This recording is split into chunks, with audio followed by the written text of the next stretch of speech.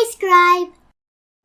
Hello, everyone, and welcome to the Sunday Stream, the stream I do on Sundays because Sunday is the day to stream on Sundays. I hope everyone's doing well. Today, I thought I'd look at something that kind of popped up on, I think, our collective radars in the last week or so, from a story relating to the White House. The White House had to distance itself from a group that it started promoting in some of its materials. A group I'd never heard of before, but once I started hearing about it, I became very curious. And so, here we are. Hope you're all doing well on this Sunday. Hope your weekend's been good so far. I'll do a few hellos here before I dive into it. Who is here with me today? Jaeger Pony, Matt Barnes, Mr. E, the Magister, Jamie Melquist, Keeverdam, Mike Savage, Arc 210, Decode, Spud Gun, the original Shroom, Atheist Icon, Swirl Blue. Hello, everyone. If I missed anybody, I apologize. But I want to get into this because I have a lot to cover. We're going to do a little reading, and we're going to do a little listening. And we're going to hopefully come out of this more informed than we were when we started. Whether that's good or bad, I suppose we'll find out. So where did this all begin? Well, at least for me, when Jen Psaki, the White House press secretary, claims it was an error to promote group that urges teachers to, quote, disrupt whiteness and oppression after Republicans accuse the Biden administration of flip-flopping.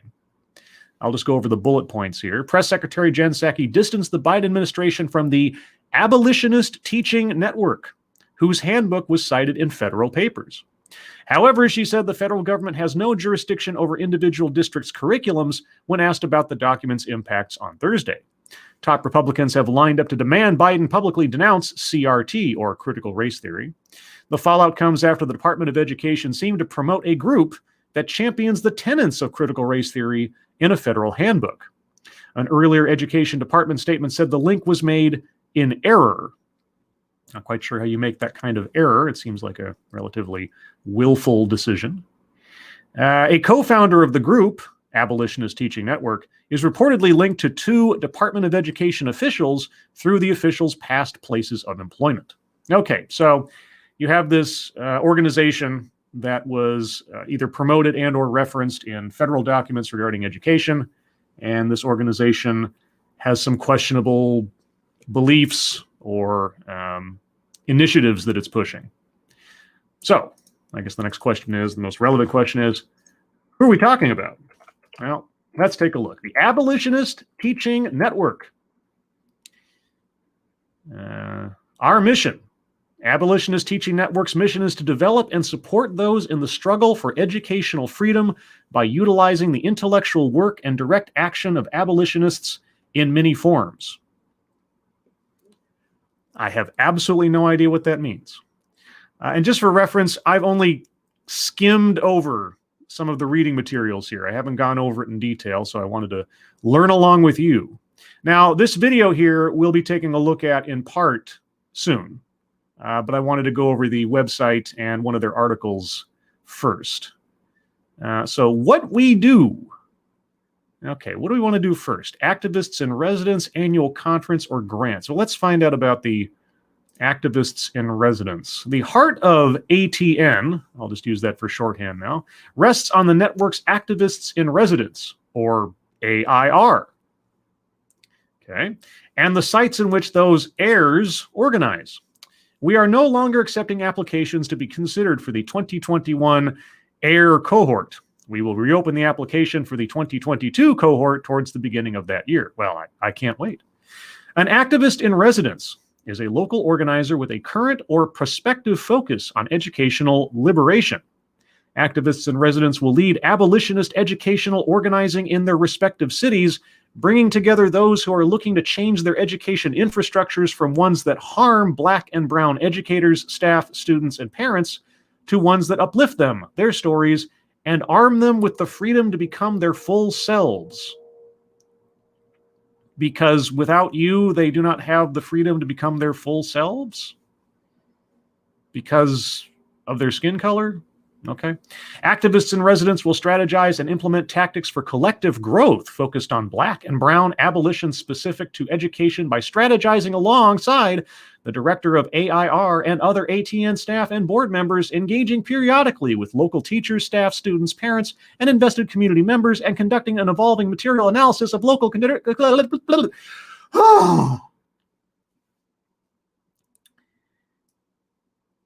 One sentence. Woo! Activists in residence organize through a Black queer feminist lens. I'll just say that again for those in the cheap seats. Activists in residence organize through a Black queer feminist lens. Charlene Carruthers' book, Unapologetic, A Black, Queer, and Feminist Mandate for Radical Movement, along with the book We Want to Do More Than Survive, Abolitionist Teaching and the Pursuit of Educational Freedom, guide the work of the activists in residence. Activists in residence are paid for their work. All right, so they have two guidebooks or good books with very specific perspectives. Okay. By choosing you as an activist in residence, we are choosing your city as an ATN site. The whole city? Wow. You may be a capable grassroots organizer, but if your community is not interested in advancing the abolitionist struggle, then sadly, it would not make sense for ATN to choose your city.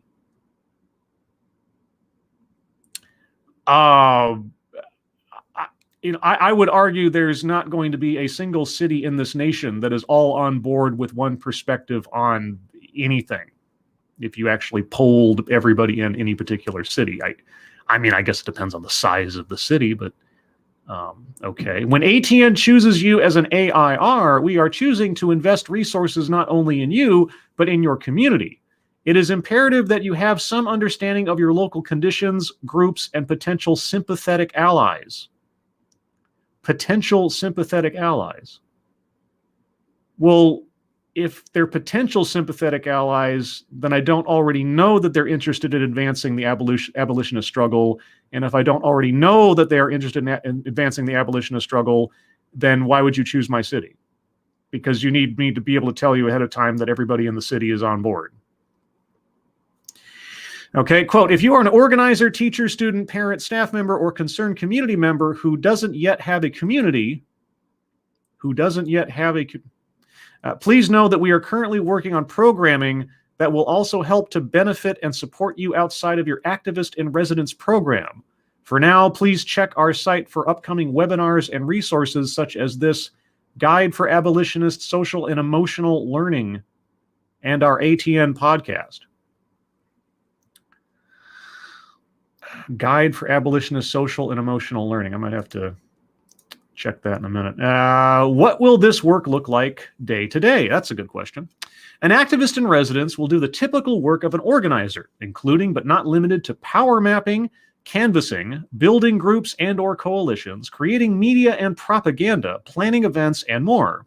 You will be supported in the work that you do, and you will have organizational resources at your disposal in order to help you not only with your bird eye strategizing, but with day-to-day tasks. Like, an activist in residence will report directly to and work for ATN, but be in close conversation with and embedded within their communities. ATN's goal is to have activists in residence in place for a minimum of 2 years, and depending on funding, for 3 to 5 years. Longevity and persistence is integral to this work. At this time, the activist in resident position promises $30,000 per year and approximately 20 hours per week. 20 hours a week at $30,000 a year. Gosh, that's like a part-time job. There may be opportunities for more hours and increased pay depending on funding. Activists in residence will begin their position in spring-summer of 2021. Well, that's now. Gosh, what does it mean to be an organizer or activist? You mean besides just the definition of those two terms? What else should I know? Apply to be an activist. Okay, well, all right. Well, that's what on the ground they do, although specifically doesn't really say. But just to find out more, let's take a look at that guide we just found. Guide for Racial Justice and Abolitionist Social and Emotional Learning. Okay, so this is the material that a activist in residence has to go over and know and understand. Okay. Oh, I have to download it? Oh, I can't just click through it? Oh, my mistake. Well, I guess I will... Oh, there we go. That's it. All right, that works. I will put that on here. There we go. All right.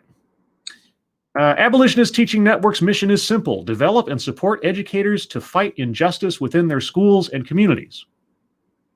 Well, that wasn't the mission statement we read at the homepage, but okay. This guide builds from the premise that injustice manifests directly in different schools and communities. The premise. Okay. Abolitionist teaching cannot be distilled to a list of best practices because it is a way of life. Well, there have to be some core tenets to it. I mean, way of life has, guideposts, right? Abolitionist teachers believe that no Black, brown, or indigenous child is disposable. Can you be a non-abolitionist teacher and still believe that? We must embody, the spirit of Black Lives Mattering, not just say Black Lives Matter. Embody the spirit. Okay, what does that look like? This guide is an invitation for abolitionist teachers. So you already have to be an abolitionist teacher? Okay. To individually and collectively generate critical reflection and action. Whatever that means. Abolitionist teachers will always center the injustices of their own school and community when taking action. Okay. There will always be risks associated with fighting injustices in our schools and communities. This is why abolitionist work requires solidarity from co-conspirators. Abolitionist teaching promotes justice, healing, joy, and liberation for all Black, brown, and indigenous folks.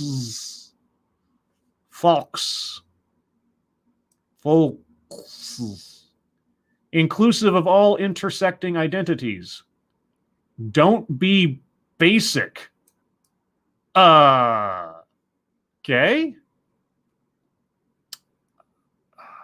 What is an abolitionist approach to social and emotional learning, or SEL?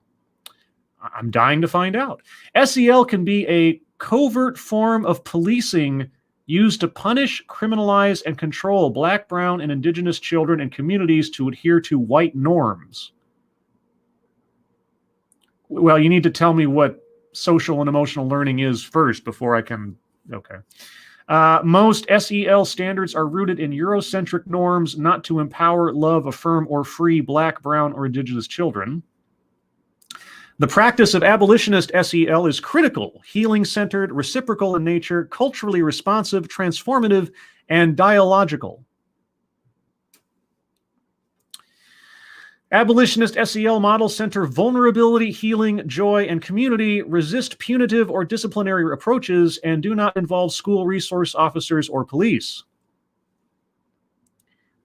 Integrate abolitionist SEL into curriculum, daily personal/classroom rituals, restorative justice circles, and racial justice initiatives. Abolitionist SEL is not an isolated lesson. It is a way of being that informs all aspects of teaching, learning, and relationship building with students, families, and communities. So it's an ideology. Okay.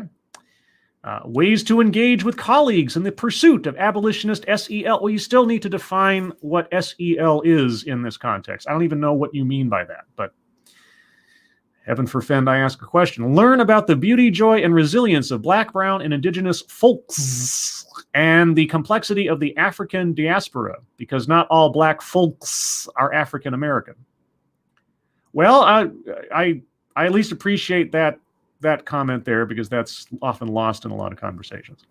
Cultivate an ongoing personal practice of learning prior to and after engaging in critical conversations with colleagues and students. What does that mean? Investigate how existing SEL frameworks, well, can you tell me at least what one looks like? Because I don't even know what we're talking about. Are weaponized against Black, Brown, and Indigenous children and communities. Work with administrators to remove and replace models which harm Black, Brown, and Indigenous children. Give me an example model. What's an example weaponized model? What is SEL?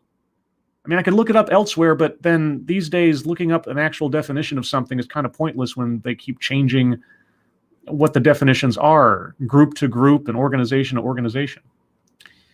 Advocate for or create ongoing humanizing professional development to support school-wide abolitionist practices that affirm the inherent worth of Black, Brown, and Indigenous children and communities. Okay, so exclude white kids and Asian kids or anyone that falls outside. Okay, all right. How should abolitionist teachers guide students towards abolitionist SEL? Do you define that anywhere in here? An abolitionist teacher's demands. Hire, support, and retain Black, Brown, and Indigenous teachers, paraprofessionals, school counselors, and other personnel. Okay, so abolitionist teachers must demand racial discrimination in hiring practices. Hire, support, retain, and develop abolitionist educators. Invest in ongoing critical professional development to support and deepen abolitionist teaching practice. Okay. I'm going to back off here for a second because I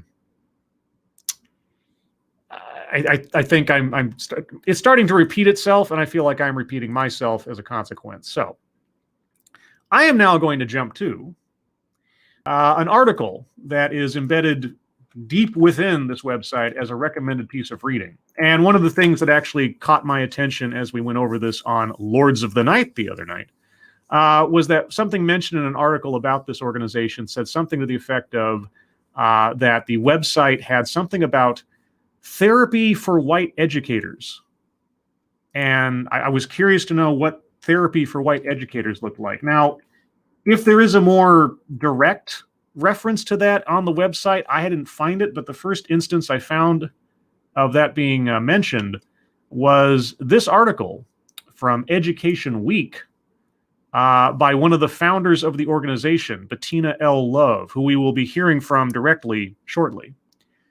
And so this was a recommended piece of reading. I should also add that in the homepage website for the organization, somewhere in there, they do list a number of recommended TED Talks and TEDx Talks to listen to.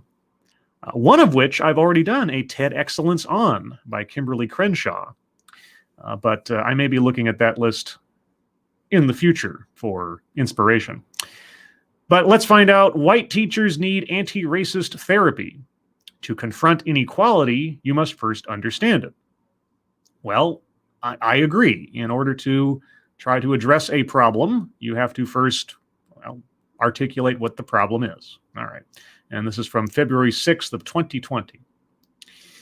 Bettina L. Love is an associate professor of educational theory and practice at the University of Georgia. This is the fourth in a series of essays she is writing about race in America for Education Week.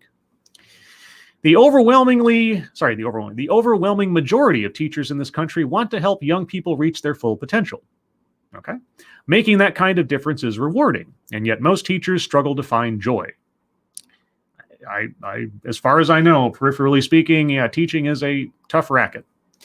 A 2017 survey focused on educators' quality of work life revealed that 61% of teachers found that their jobs were always or often stressful, and 58% cited poor mental health as a result of job-related stress.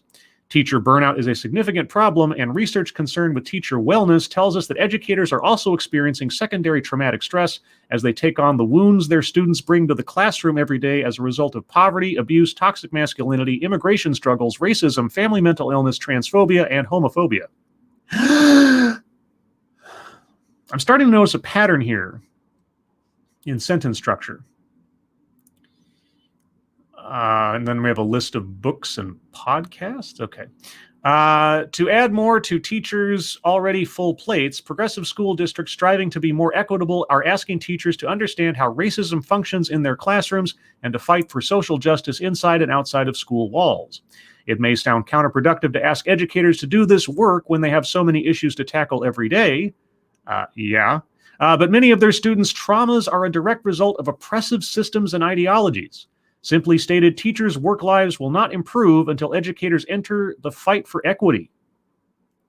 Teachers' work lives will not improve until educators enter the fight for equity. Okay? Smaller class sizes or professional learning communities will help. For the long term, however, the most important step is active anti-racism. Teachers need more professional development for understanding inequality in order to confront it. But teachers of all backgrounds also need healing because they are trying to fight the biggest problems in this country one student at a time with little to no emotional support. Yes, educators who are people of color feel the ever-present pain, weight, and torment of racism and need therapy too, but white teachers have a different task. Many must first win the fight regarding racism within themselves. When I travel around the country talking to white educators about educational justice and anti-racism, I am met with tears by many white educators who understand how racism preys on the bodies, minds, and communities of all their students, but especially their students of color. They know they need to do more, but the question is, what does more look like? The more is anti-racist therapy and healing moving toward anti-racist actions. Okay, thank you, Matt Barnes. Were they trying to say the beatings will continue until morale improves? Maybe on a mental level or a psychological level. Now StreamYard is telling me intermittently that I'm having broadcasting issues. So if I'm roboting, I apologize. If it gets too terrible, let me know, and I may have to call this short because StreamYard's been really twitchy lately. If StreamYard was twitchy, that might be like a copyright infringement. White teachers need a particular type of therapy. Oh, okay. What therapy is dependent on skin color? They must learn how to deal with what Cheryl E. Matthias calls white emotionalities, and what Robin DiAngelo has termed white fragility. Ah, yes, white fragility.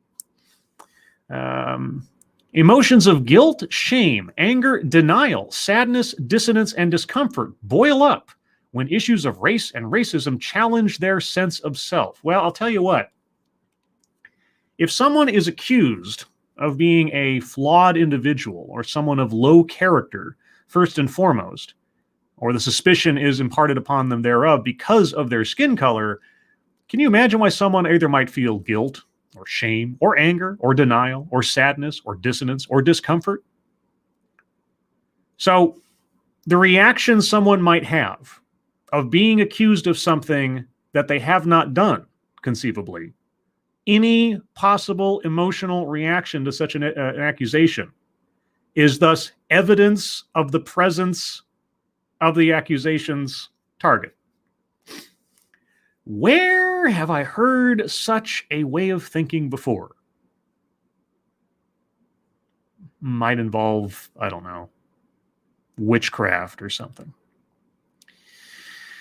Too often we think the work of fighting oppression is just intellectual. The real work is personal, emotional, spiritual, and communal. The shift to anti-racism does not happen overnight or after one professional development session. It happens through a process of self-discovery, healing, and learning to reject and call out racist ideas, people, and structures. Anti-racist teaching is not a teaching approach or method. It is a way of life. Boy, I'm hearing that phrase a lot so far. This is a way of life. It's a way of life. It's a philosophy. It's an ideology. It's a way of living. It's a way of looking at the world through a very specific lens. It's a way of looking at the world with the preconceived notion that everything around you is fueled by, built upon, and promotes racism. All right. In her new book, The Racial Healing Handbook, Annalise A. Singh writes, quote, "Healing means you begin to unlearn the stereotyped racial messages you internalized about your own race and the race of others. It means you as an individual learn to recognize the wounds that racism creates in you, whether you are white or a person of color," in italics. Okay. Unquote. Thus, we need therapists who specialize in the healing of teachers and the undoing of whiteness in education. Well, hey, have I got a referral for you? Dr. Chris Hoff would probably be a good place to start. I have a very short playlist, relatively short playlist of videos from Dr. Hoff on my channel under the heading Gnarly Counseling. Now, I won't go too further into Dr. Chris Hoff. I'm sure he's a very nice guy. But I think his outlook would line up with this. We need school therapists and counselors who are trained to help white educators and students process their emotions and their fragility. Just so if you're white, whether you're an educator or a student, you need therapy to process your own emotions and your fragility, which you obviously have. Fragility because you're white. With healing, teachers will better manage their stress. Hey, you. Yeah, so your skin color tells me that you need help. You need therapy. You need some counseling. So I'm going to help you manage your stress over the fact that you have that skin color. I mean, you can't, now don't worry. I mean, obviously you can't get rid of that skin color. And so everything that comes along with it, all the accusations, all the assumptions, all the, fragilities that come along with it will never leave you. But, I'm going to manage your stress. That will never leave you. Improve their interactions with students and be able to continue fighting for justice. Teachers should be offered this type of therapy free of charge. Oh, all right. So you're going to have free therapy for white teachers so that they can learn to process their emotions and their fragility, which they obviously have. And this is going to be free. Well, it's not free. I mean, somebody's going to pay for it. Unless you just take some volunteers off the street who say that they are white therapy counselors. Thank you, Ex-Bubba Hotep. We are going to throw you into the river with a large stone strapped to you. If you struggle and live, you are bad. If you don't struggle and die, my bad. Yeah, kind of, sort of. Except that there's no sort of death here, at least in the figurative sense. Hopefully not in the literal sense. Because you'll never not stop being the skin color you are. So, yeah. It's original sin. It's perpetual begging of forgiveness and perpetual accusation. That's all it is. Okay. As I am writing this, I understand education and mental health systems often lack the resources to offer teachers anti-racism therapy at schools. Well, I'm not even sure what anti-racism therapy is yet, so I'm not surprised that they lack the resources to offer something which you haven't defined. But still, there are things we can do, all right? Individuals can seek their own therapy provided by professionals who specialize in anti-racism. Is there and I will not be surprised if there is. Is there a place where someone can be certified in anti-racism therapy? Is there an organization that provides such certification? And how much do they charge for that? I should look that up sometime. Teachers can listen to anti-racism podcasts. Okay. Another approach, wait, like your podcasts? Because doesn't your organization have a podcast? Oh, okay. Another approach is to form racial affinity or book study groups focused on healing from racism. Racial affinity groups, you say? Now, how does a racial affinity group work again? Oh, that's right. Making sure that everybody in the group is the same race, first and foremost. Right. So racial segregation in who you're working with to heal from racism. Okay. Teachers can become part of anti-racist social movements such as Black Lives Matter at school. Oh, is Black Lives Matter at school? again, and I'm not being facetious, there are so many organizations and groups and advocacies and everything. Is Black Lives Matter at school a whole separate organization? Okay. Have I heard of that? I may have heard of that before. United We Dream, fighting for justice for immigrants. Legal or illegal immigrants. Or Land Rights Now, promoting the land rights of indigenous people. Okay, that seems a bit far afield of educational. I mean, Black Lives Matter at school sounds on point. The rest, okay. I have also found the work of Yolanda Seeley Ruiz, a professor at Teachers College, helpful in a process she calls healing through the archaeology of self. That's an interesting image. Seeley Ruiz asks teachers to dig, reflect, and discover their identities in relationship to their students, systems of oppression, and how teachers can be interrupters of the status quo. The work of anti-racism cannot wait. For ourselves as educators, our families, and our students, we must heal.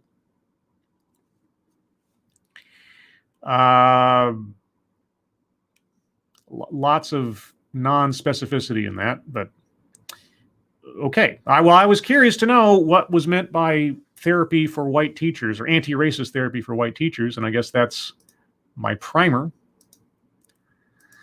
So, where does all this go? What does all this mean? Is there anybody who can put this into some kind of context for us directly without a lot of abstraction? I know. Might be a futile hope. Well, let's take a look at that video I mentioned before. Let's see. Okay, so let me make sure everything's on here with the sound. Okay, so I have taken this video from the organization's website. I've cut out the first few minutes that were just sort of introductory stuff. We're going to get right into the introduction of the different speakers. Now, the whole talk goes on for about an hour and a half or thereabouts, I forget. I've only taken about a half an hour's chunk because I'm sure with my commentary, questions, and otherwise, this will be more than enough for the rest of the stream. But we're going to listen to, I believe, the author of that article I just read, Bettina L. Love, and several others involved in the organization. So hopefully, after reading through some summary of their materials and other ideas, we'll get something more substantive. Irate Bear. It's my pleasure to introduce our speakers and start our discussion. Okay, can you guys all hear that? Just want to make sure the sound is coming through okay. While I'm waiting for that, let's see. No Name says, "Oh no, not again! Do not torture me, Scribe." Hey, you can turn it off. I'm not making you stay here. I'm just here. I'm here to educate myself and hopefully others. That's all. Let's see. Lexi Mad says, "I have a white passing Venezuelan bestie. Am I past racism now?" I don't know. What's your skin color? That's the first and most important question. Let's see. Kieverdam says, "I can hear it." And Mike R says, "Sounds good." And No Name says, "I had to watch this for credit." Literally this video? Please tell me that's a joke. If it's not a joke, wow, I'm as educational as an actual college course. All right, let's get into it. Bettina L. Love is an award-winning author and the Athletic Association endowed professor at University of Georgia. Mm-hmm. She's the author of We Want to Do More Than Survive, Abolitionist Teaching and the Pursuit of Educational Freedom, which we have referenced earlier in the other materials.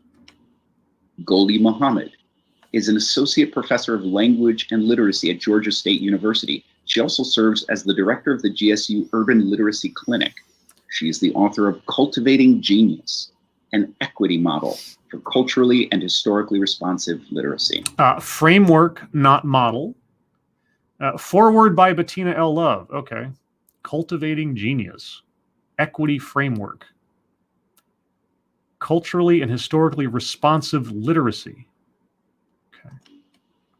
Dina Simmons is an activist, educator, and student of life.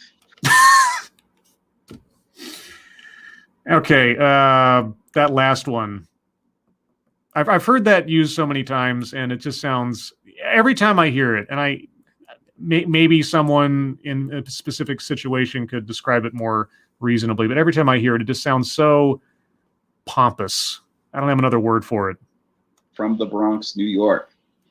She is the assistant director of the Yale Center for Emotional Intelligence and an associate research scientist at the Yale Child Studies Center. She's the author of the forthcoming book, White Rules for Black People.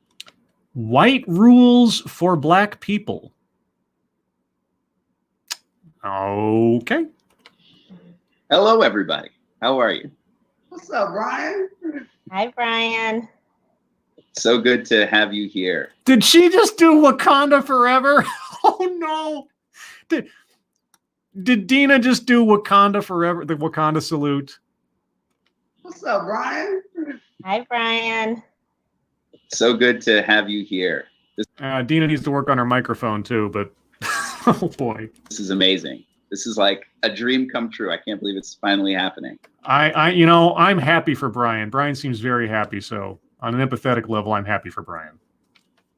So we're talking about abolitionist teaching. We're talking about big changes, freedom dreaming, all of these things. But I thought maybe the best way to begin would be with a personal story. How you got to be sitting here today having this conversation. Oh boy. Is there a moment when your perspective on schools and education shifted? I guess we'll find that out in a moment real quick. Thank you, Matt Barnes. Isn't that the asshole way of saying School of Hard Knocks? I don't know. Like I say, if someone said, they grew up in a tough situation and worked their way out of a bad situation or something, it got more descriptive about it, that might make more sense. But just like student of life, or whatever, it just sounds, again, it just sounds like sort of like, self-inflating is all. I don't know. That's just my reaction. I need some details. I'm always asking for details. The abstracts don't help me. So tell me what the story is. Tell me what happened. Otherwise, I don't know what to make of it. When you became an abolitionist, when you decided that the changes needed to be deeper. Okay. Okay, Brian, as a moderator, you need to start asking someone to start. Because just I've noticed this in several of the panel talks I've watched in the last little while.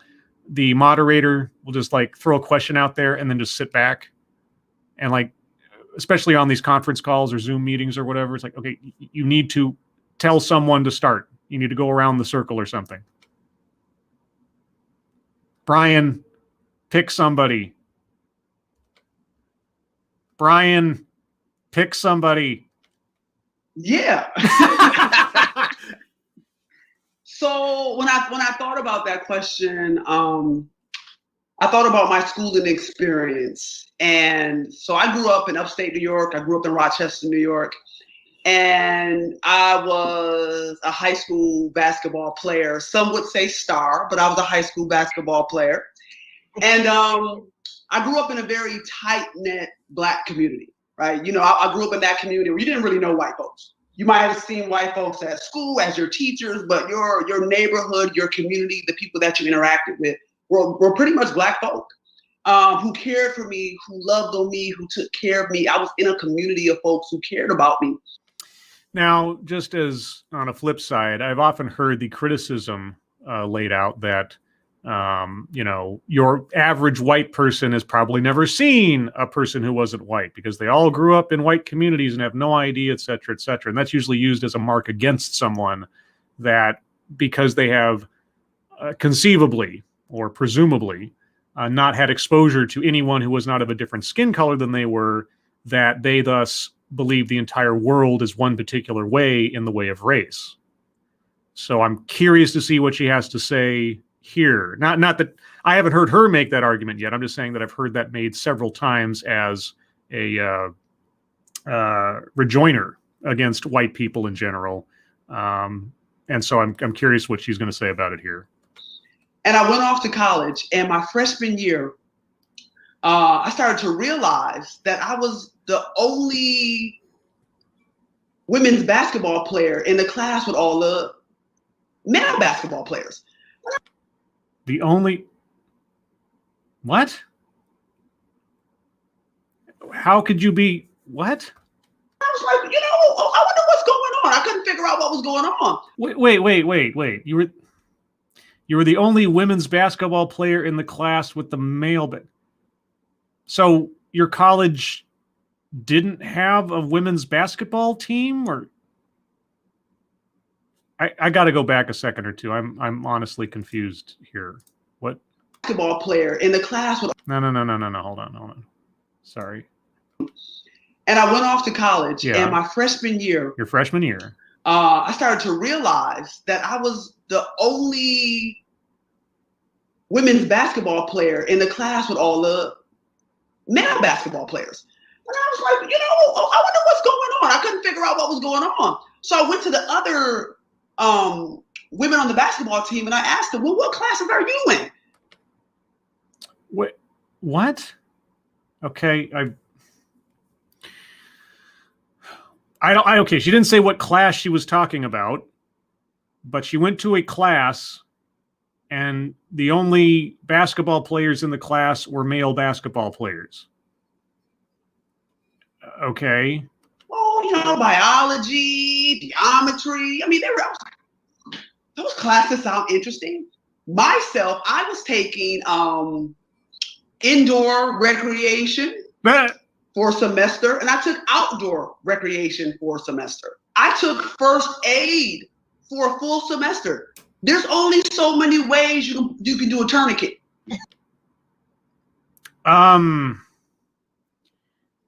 Okay, so were there no male basketball players in biology or whatever the other one she mentioned in those classes? What? There's only so many ways you can put a Band-Aid on. And so I realized that I was in like the jock track. You don't say. So does that mean that your fellow female basketball players who are taking biology weren't jocks? The jock track. Again, did the male basketball players not take anything other than the classes you were taking? There were no male basketball players in literature or biology or chemistry or sociology. Okay. Whatever. And I didn't know what to do. So I'm trying to figure this thing out. And so I go to the advising office, and they're like, yeah, you're from the inner city. You went to an inner city school. You're an inner city kid. This is your major.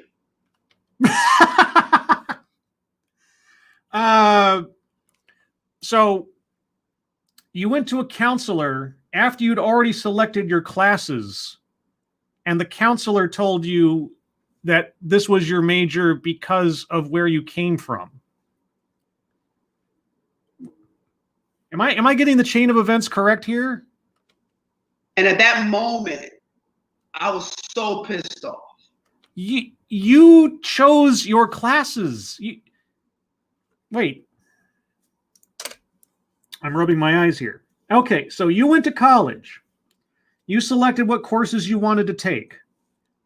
And in the course of taking these classes, you noticed that you were the one female basketball player in a class of male basketball players, because I'm sure that every class you had was only made up of basketball players, but okay, of all the other basketball players in the class, they were all male. I'll just put it that way.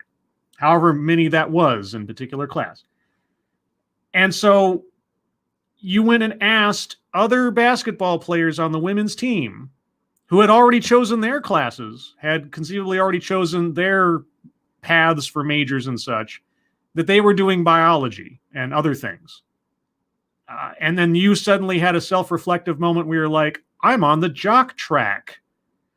And then you went to a counselor about the class set that you'd already selected and asked them, and they told you that, yes, you were fated to take these classes because of where you came from. And then you got pissed off. at the classes you'd already selected to take. I'm, boy, not even 3 minutes into this, and my mind is just boggled. I'm 19 years old. I've done everything they've told me to do to be successful. You haven't done anything at 19 yet to be quote unquote successful. How far into college were you? What? I've done my best. I've got good grades. And you're in college and you took the classes you wanted to take. What? Where's the injustice here? I got a basketball scholarship. Yeah. How did you get all of those things? What? And here I am without the ability to decide what I want to be in life after everything that I've done to get here. What? You went to the counselor after you'd already had or been in these classes. You chose the classes you wanted to take. Did anybody tell you you couldn't take biology? I mean, if somebody did, here's the thing. If somebody said you're not allowed to take biology because you came from the inner city or something, hey, I'll be right there with you and saying that's bullshit. But the story you've told makes absolutely no sense to this conclusion.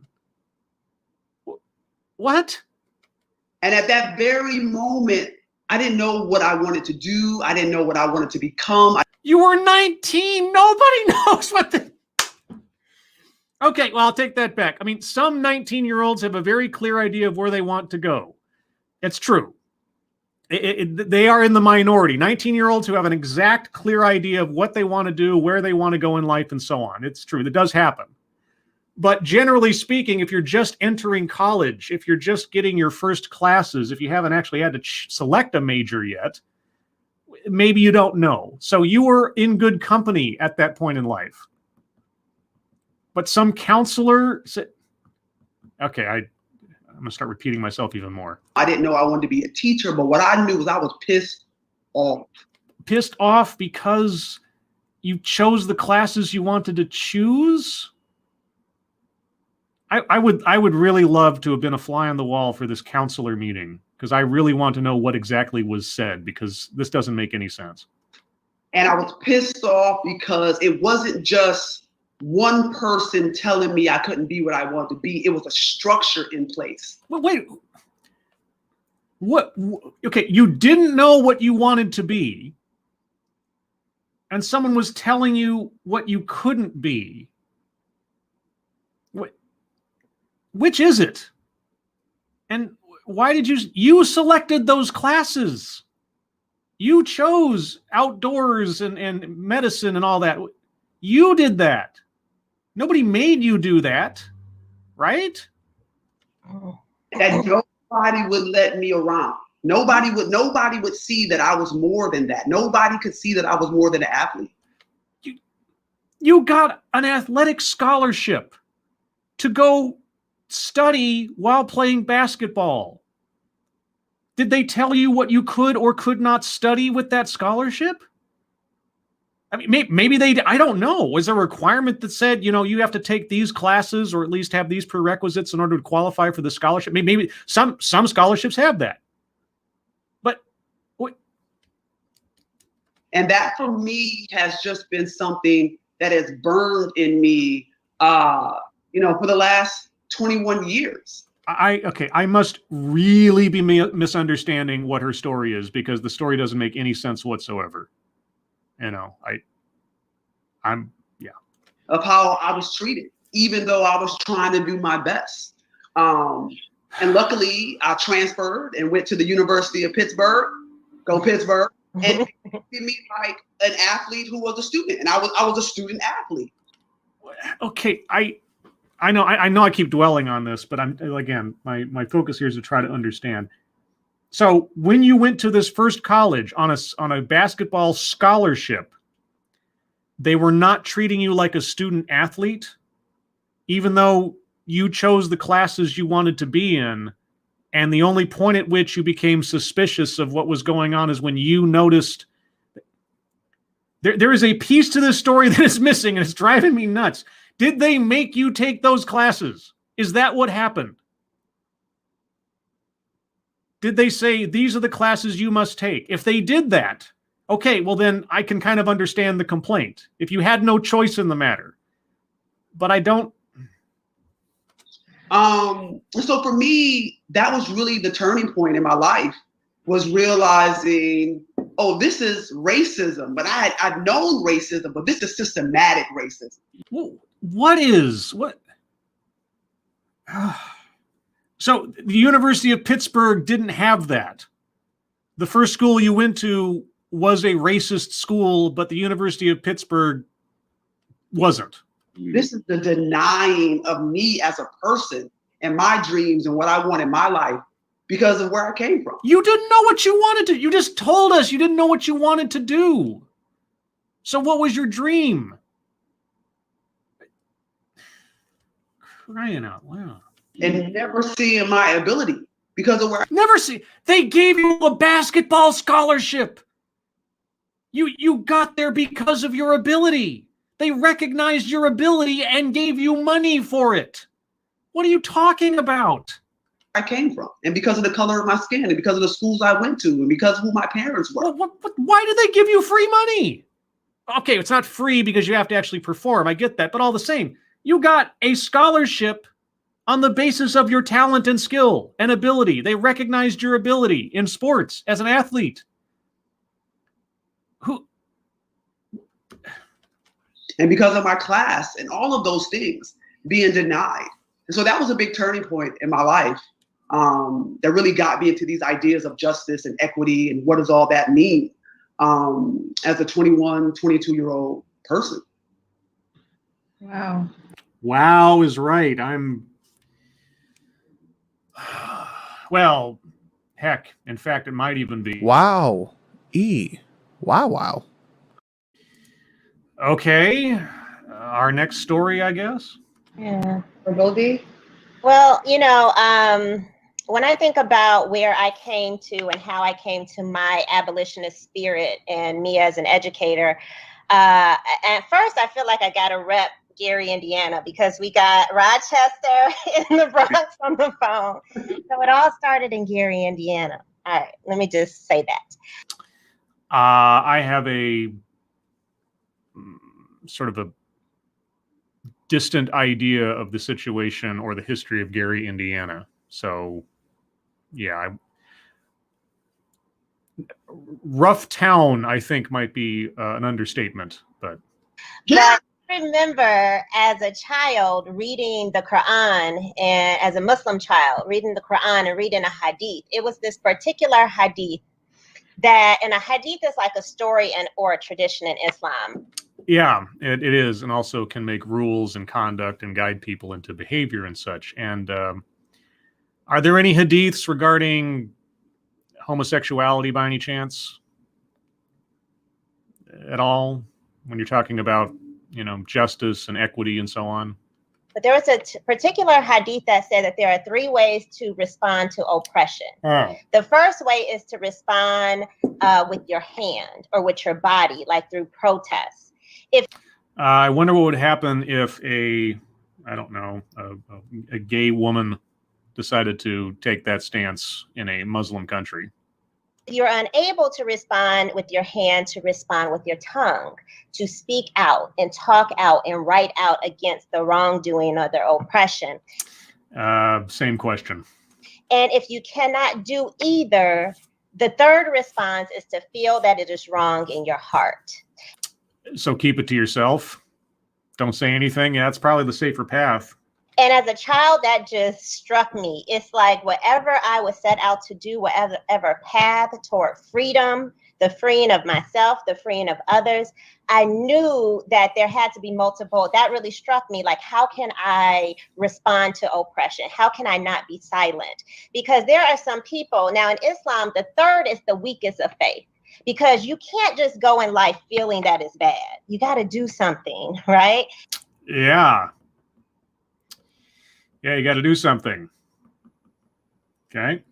And so I like to let my teaching, my thought process inform, like, don't just feel. I mean, feeling is good, but you have to speak and act against it. And honestly, I am like reinvigorated every time I read and study Blackness. You're reinvigorated every time you read and study. I wonder what would happen if a white educator said that exact same thing, but said that they're, invigorated every time they read and study about whiteness.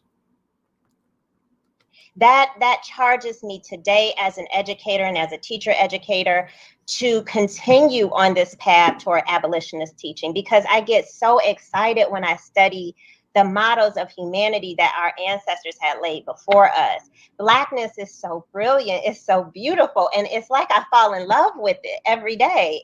I can believe it.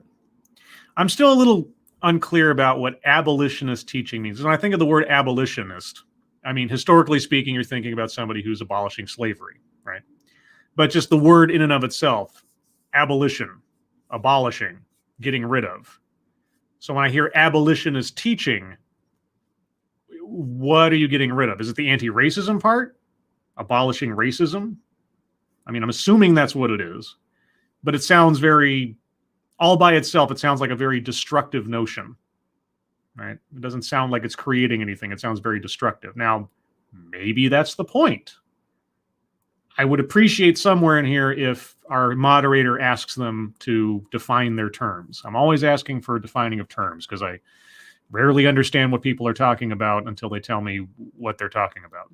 And so if that doesn't help me with the spirit of abolitionist teaching, I mean, what will? So, I don't know. That's what I'm here to find out. So it's just that every day, like, to what end? Why am I doing this work? And how can I continue moving it forward? So, Bettina, usually people look at you and they think you're a basketball player. I'm also a basketball player, but people usually don't go there when they see me. They're like, oh, short. So whatever they do. So for me. Well, it's almost like you shouldn't necessarily judge a book by its cover. I mean, what?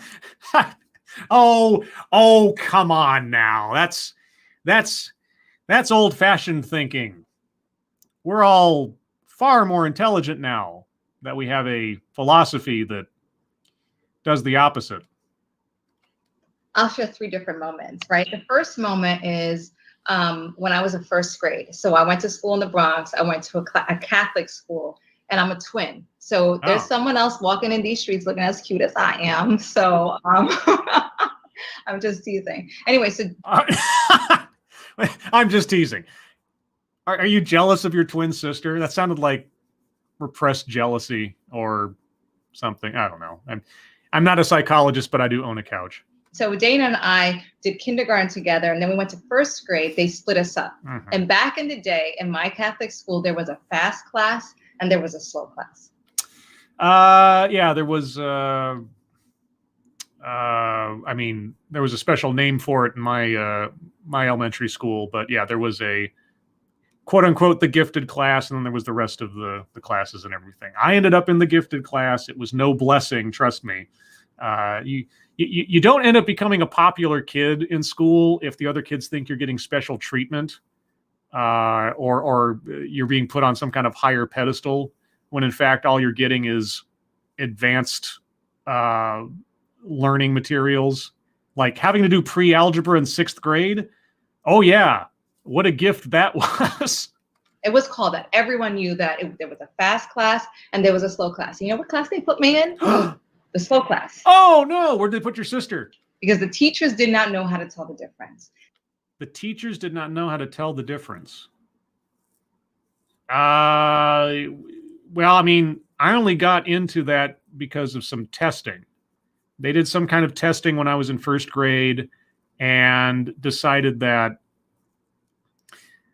I didn't find out till years later, because I asked my mom, because I didn't remember when I was like in 1st grade. I don't remember what the testing was about. I don't know what the results were. I didn't have that kind of wherewithal to understand, what was going on, as I was just a 6-year-old or whatever. But, years later, I asked my mother,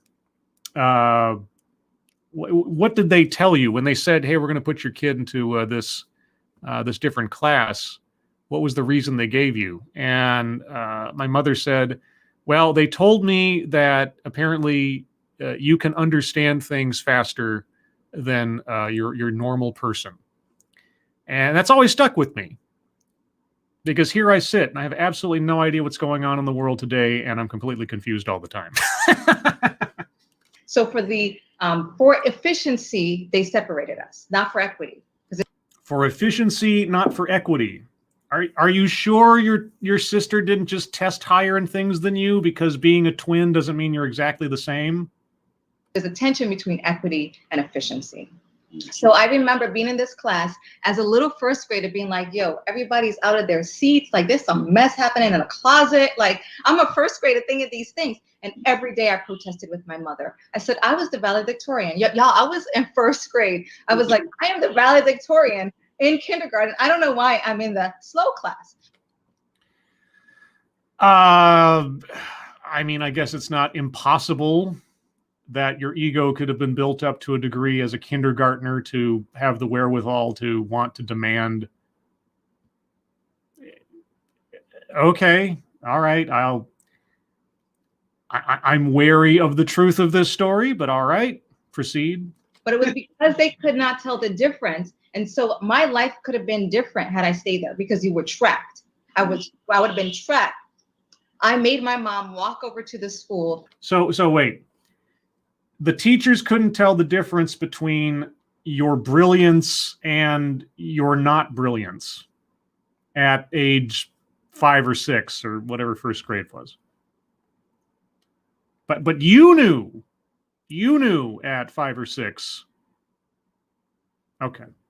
And get me put into the fast class, which is where I belonged. So that was my first moment. And I had a moment of success. And then I went on through school and everything was great. Like Bettina, like you, I grew up in a community mostly of Latinx and Black folks. What happened to your sister? Maybe I missed that part. Did your sister not go in did she go in the fast class or the slow class, or just a different class? I don't think she's explained that part. Caribbean folks. And so I felt like I had the backing of loving myself, that Blackness that you talk about, Goldie, that Caribbeanness, that Latinxness, like it was all there around me in the Bronx all the time. The Caribbean okay. I'm so grateful to be from the Bronx. Yeah, I'm noticing that you're listing off a whole bunch of things that are just appearance-based, mostly. You know, it's nothing about you as a person. It's just sort of the, the aesthetics. I always find that very interesting. But then I went to high school from the Bronx, thinking I was the bomb, because I was like, man, I can believe that you thought you were the bomb, and also Bronx Bombers. Ha ha ha ha ha. That's smart. Everyone was like, yo, you top of the class, you top of the class. I was like, yeah, top of the class. And then I went to boarding school and they're like, have several seats. Like, so you're not that smart. Can you imagine? Can you imagine finding out that you're just one of many? That you have to define yourself more beyond just what you think of yourself. Yeah. Mm-hmm. So that's like, it was one of I actually felt the difference of what I had for the first time and what the rest of the world had. So I have no idea what that means. So I felt like the underprivileged. I felt like the charity kid for the first time. I felt like I had everything before until I went there. So you went from a small fishbowl into a large pond. You were full of yourself and king of the hill in one place, but then you had to encounter a mountain. Yeah, that can be a bit of a shock to people who have a very, cloistered view on the world. Happens to a lot of people. Okay, did that humble you at all?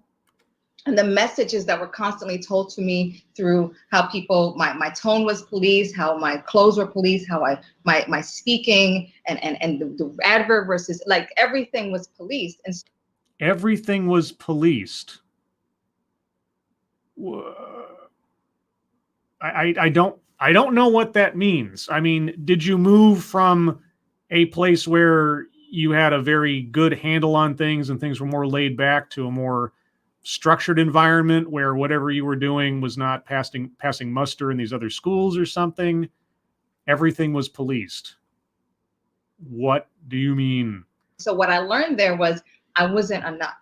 And I also come from a Caribbean background where it's like we see schools, we see education as our savior, right? And so here we are, I'm at this place that's supposed to be my savior, and I'm getting hurt. You're getting hurt. How? I mean, being police. I mean, when I went to school, didn't really matter what school. Yes, my language was policed. My style of dress was policed, in the sense that the school had rules. It had rules about interactions with teachers and other students. It had behavioral rules. It had dress codes. So, yes, I can believe that all of these things were policed.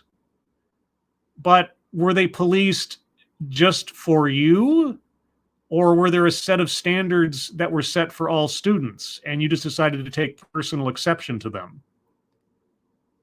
And I'm not being facetious. I'm asking honestly because I don't understand what she's talking about. Every school I've been to polices behavior on one form or another. Rules of conduct, rules of dress,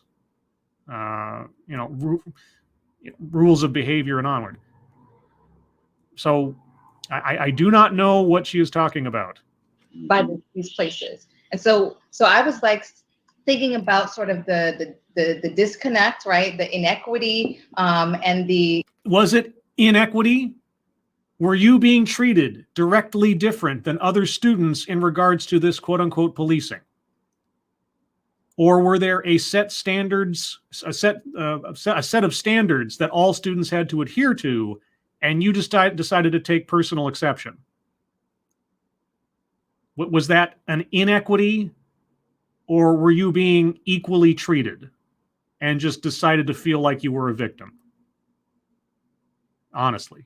The way my blackness was not welcome. The way your blackness would... At a school in the Bronx? Wait, what? And so that was another moment for me that made me angry. But then when I went back to the Bronx, so back to full circle, back to the Bronx. Okay, maybe I missed out on where she went after the Bronx. Did she say what school she went to from high school? I might have missed that part. Back to be a teacher, I realized that 20 plus years ago when I left, nothing changed when I came back. Right? So they wanted me to teach the same way. Like, where were my students supposed to go? So we've already decided who's going to end up being successful. Weren't you successful? You came back to teach, right? Did you not consider yourself a success at that point? And that's why I ended up being the star child, the token, the poster child. You thought of yourself as the star child. You argued against anybody who would indicate otherwise. You fought for that status. Don't put air quotes around it. You were the one who fought to maintain that stature. It's not a hypothetical. Because somehow someone favored me. Some had favored you? Wait, what? You said you were put in the slow class, that you were treated unfairly, and then you had to fight to get put into the fast class. What? So I guess you could have this scholarship, but all of that upset me because my students didn't have that. Wait! You got a scholarship? Somebody gave you money to go to school. Gave you money, free money. And how were you injured again? And I tried to be that for my students, but the system that you talk about, Bettina, was set up to fail Black students, brown students, like non-white students in many ways. Well, then how did you become a teacher? How did you go to college? How were you given a scholarship? How did you move from the slow class to the fast class by demanding it? If it's all set up to make you fail, how are you here? How did you write a book? What? Students at the margins. And so I had many of those moments, but those are three that come to mind starting first grade. Yeah. You know, we at the Schomburg Center, we have a research fellowship opportunity for undergraduates, many different types of people, but mostly Black. And what's interesting is that these are students who are very successful in school. Wow. How is that surprising? Who are making it through, not only just making it through, they're going on to pursue more school. They're going to get graduate degrees. How could they possibly do that if everything is structured to work against them? But if you ask them about their experience in school as people of color, it's almost universally a story of trauma. And yet somehow they're succeeding. So let's talk for a little bit. I mean, you've already named some of it, like tracking, for example, but there's other ways that white supremacy shows up in our schools. Okay, here we go. I want to know. And just by the way, I'm only going to go for another maybe 20 minutes or so. I understand it all. If there's something interesting enough to cause me to want to listen to more of this, then perhaps I'll do a part 2 next week. But I try to keep the Sunday streams at about an hour and a half for those of you that are keeping track. And I'm grateful to the uprising that's ongoing in our streets. Never let it be said that an uprising solves nothing. CHOP in Seattle, maybe? That this uprising is forcing people to think about these questions more broadly and more deeply. And no doubt is motivating many of the people who are tuning in right now to think about their own schools and what they can do as teachers, as educators, as parents. So let's name for them, what are some of the ways that white supremacy is showing up in our schools in the 21st century? Yes, okay. It took a while, but we're going to get to some meat here, I think. Okay, so all of our speakers who all attended high school and college, and it sounds like at least 2 of them received scholarships for their efforts and are now authors and teachers themselves. Tell us how white supremacy shows up in 2021, 2020 schools. Tone policing. Tone policing, okay. Can we also just say that the way it shows up is not only it's not only about students, it's also about the faculty. Like if you talk to faculty of color, they can give you a list of, and staff of color, of the many ways that white supremacy has harmed them. The tone policing, we want you to do the equity work and the diversity work, but make sure we're comfortable. What does that mean?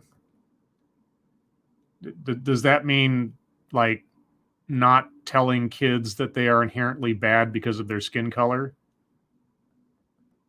Or are you saying that you want to and need to make people feel uncomfortable? And for what reason should they feel uncomfortable? What have they done wrong, the people who are not comfortable?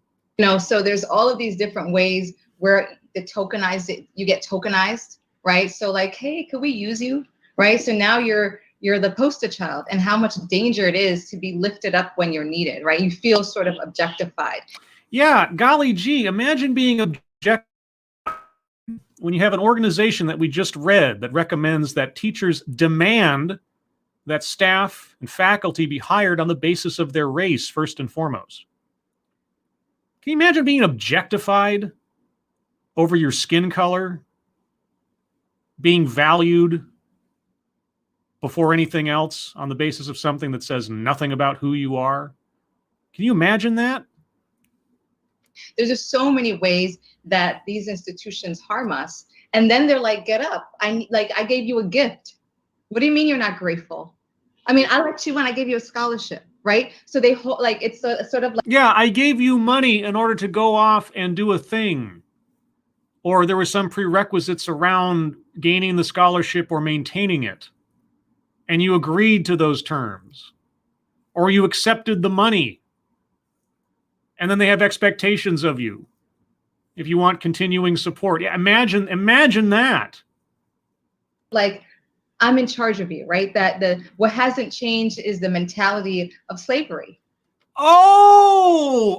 So if someone says, I'm going to give you an athletic scholarship, you are going to have, just hypothetically speaking, you're going to have your classes, your tuition, your board covered, so long as you participate in athletics.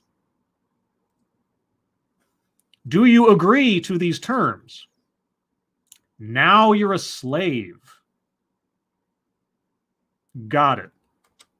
Right? We see it show up in how we are expected to be superheroes and heroines, super people. And when we take, aren't you a superhero? You just told us that you were the valedictorian of your kindergarten class, and that wasn't recognized by the time you got to first grade.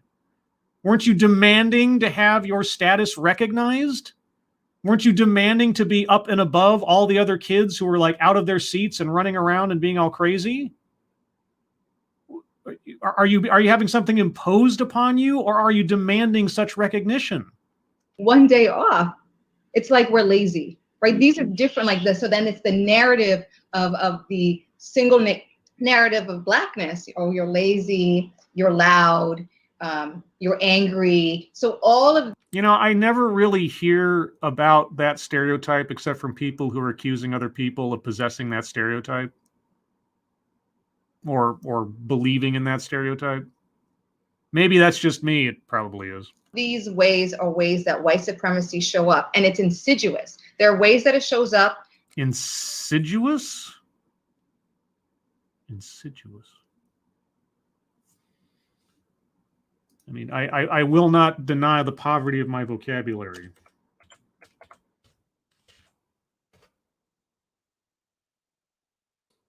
Insidious. Okay. Misspelling of insidious. That is from the Wiktionary. I had suspected, but I just wanted to make sure. In it more blatantly, but it's the insidious ways where you kind of have and experience multiple deaths daily. Multiple deaths daily. Just by showing up authentically as your Black self. What does that mean? And it's crazy that the emotional labor that Black folks, especially in white spaces, got to engage in, just to ask yourself, am I safe to be Black here? I don't know, because you assume that anyone who isn't Black around you is a danger to you because of the way that they look. Do you suppose that if someone has a particular skin color that you are immediately fearful of them? Is that what you're getting at? Right? And then I got to put on this show and I got to perform. That kills me, because the holding it in is work.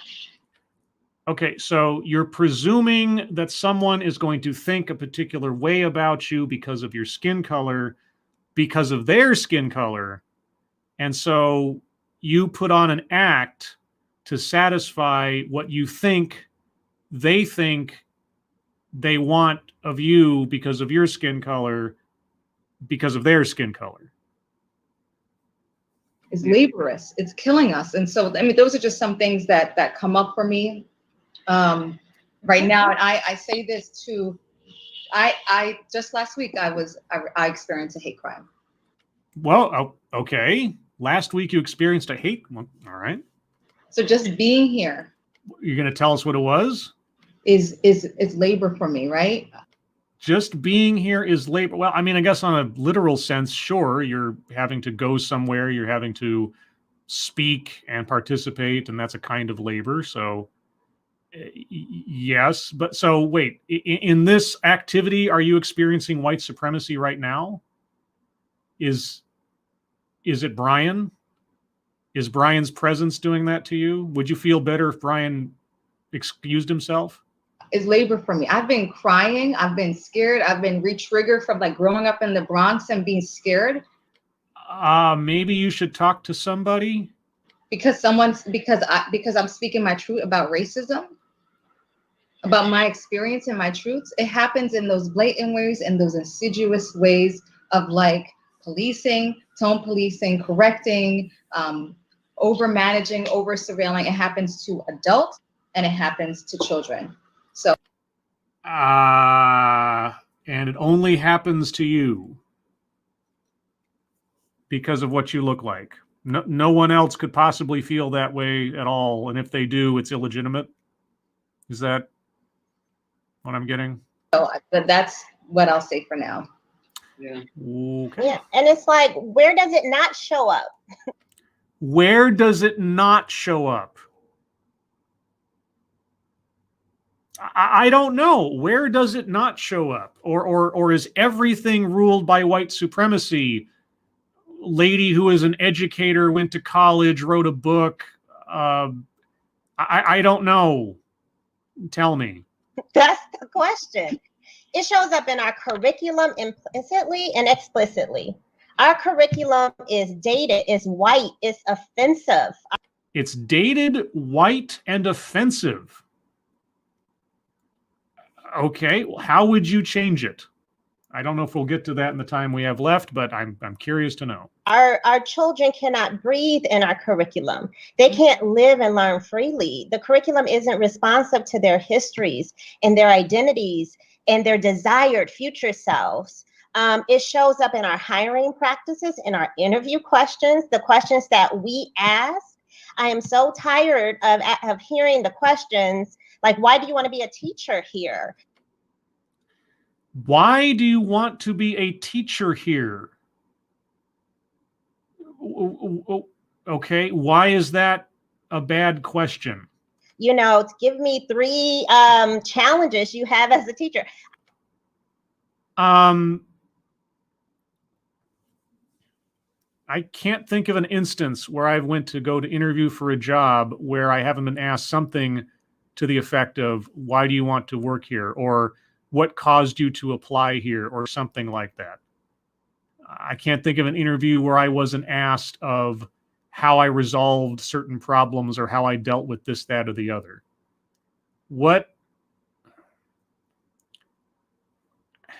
How are those questions outgrowths of white supremacy?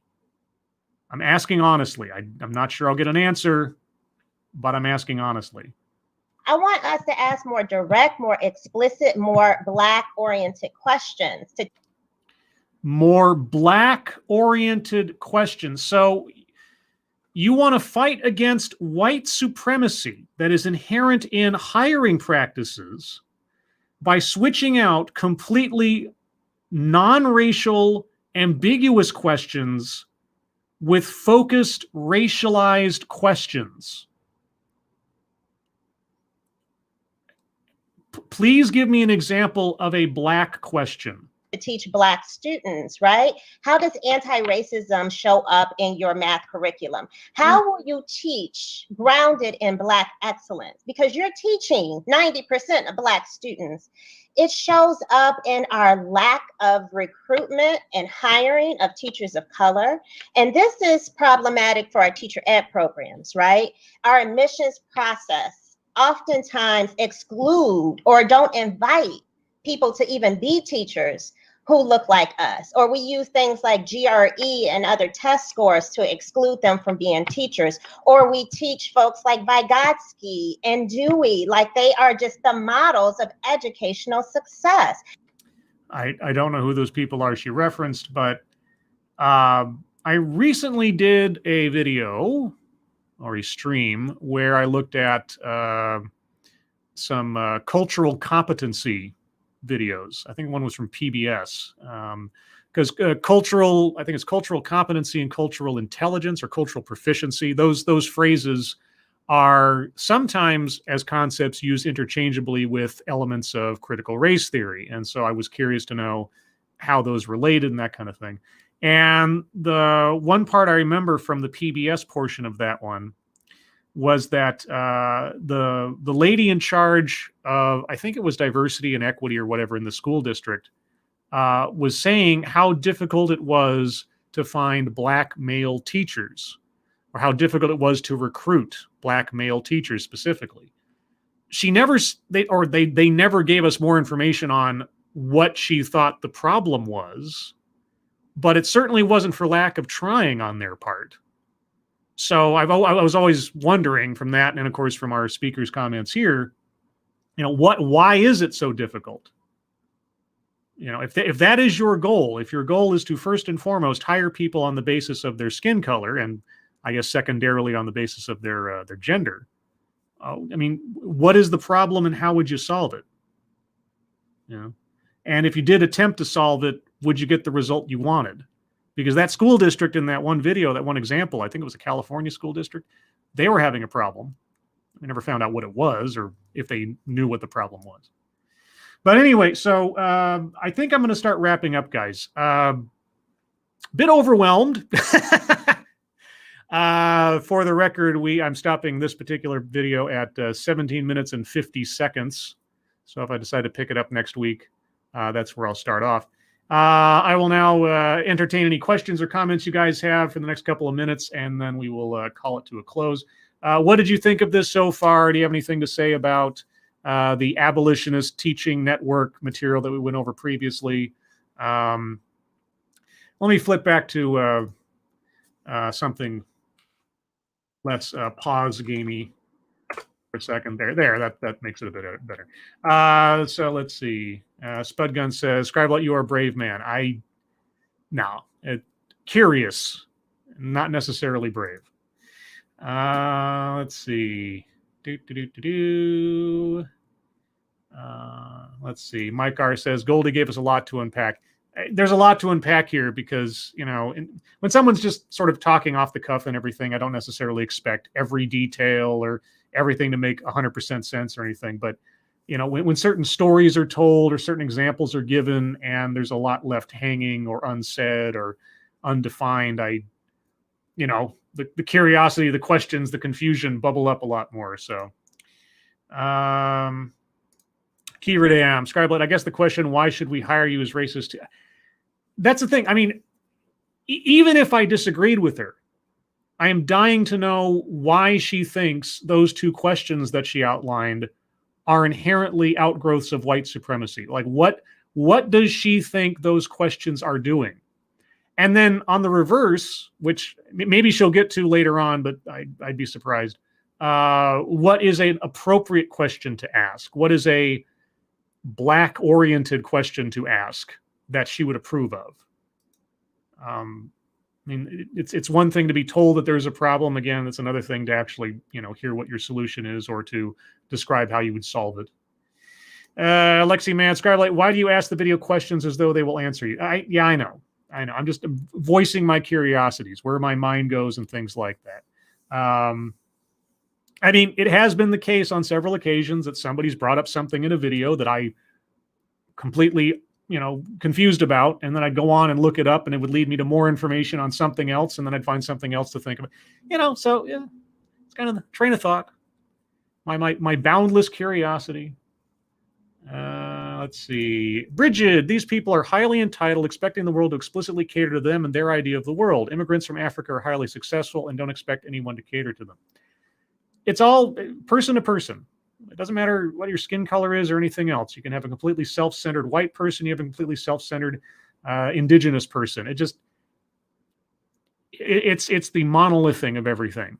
It's the assumption of quality and thinking, or the assumption of potential or future prospects simply on the basis of what someone looks like. Like, I know what your life's going to be like. I know what outcome you're going to encounter because I can see it in your skin. That's the insidious way of thinking about things. That's an insidious way of thinking. Let's see. No Name says they do go on to discuss abolition and teaching later on. Well, gosh, could you at least put a spoiler alert in front of that? Now you're going to make me come back to this. Oh, man. Next Sunday, look out for part 2. Just kidding. Let's see. Kieverdan, did you mean insidious? No. I meant what I said. Spudgun, Scrabble, do you think they'll get the segregation they want, the ethno states they seem to be calling for? I mean, from the material, the affinity groups and racial affinity groups. As soon as they start promoting that, and admittedly, at least in that portion that I was reading, they weren't promoting it in the schools. They were promoting it as far as like work groups or therapy sessions or things like that. But it's not a far jump from one to the other. Let's see. ARC 210, they never honestly address the whys. It's always come back to racism. Well, can't say never because I haven't seen the whole video yet, but at least to this point, they say a lot of things, but then don't go on to explain what they mean or how it works. Maybe that'll come, as we'll find out probably next week. But with that, guys, I'm going to wrap this up here. This admittedly cursory look at the Abolitionist Teaching Network, some of its materials, and hearing from some of its members. I may pick this up next week as a part 2. We shall see. But until then, everyone, thank you so much for joining me. You guys are really the greatest audience in the world. Moderators, thank you for keeping an eye on things. Even though everyone here is so well behaved, you have very little to do. Everyone who donated, thank you so much for your generosity. I really, really do appreciate it. If you'd like to hear more from me or Satsu 2 Cents, you can find the two of us tomorrow night, Monday night, on Satsu 2 Cents' channel at 6 p.m. Pacific, 9 p.m. Eastern for The Lords of the Night, where Satsu and I will look at the news of the day, news stories you submit, what we've been up to on the internet, and then your questions and comments. Everyone, hope you enjoy the rest of your Sunday. I hope you are all safe and well. If you're not well, please get well soon, and I'll see you on the next one. Take care. Bye-bye.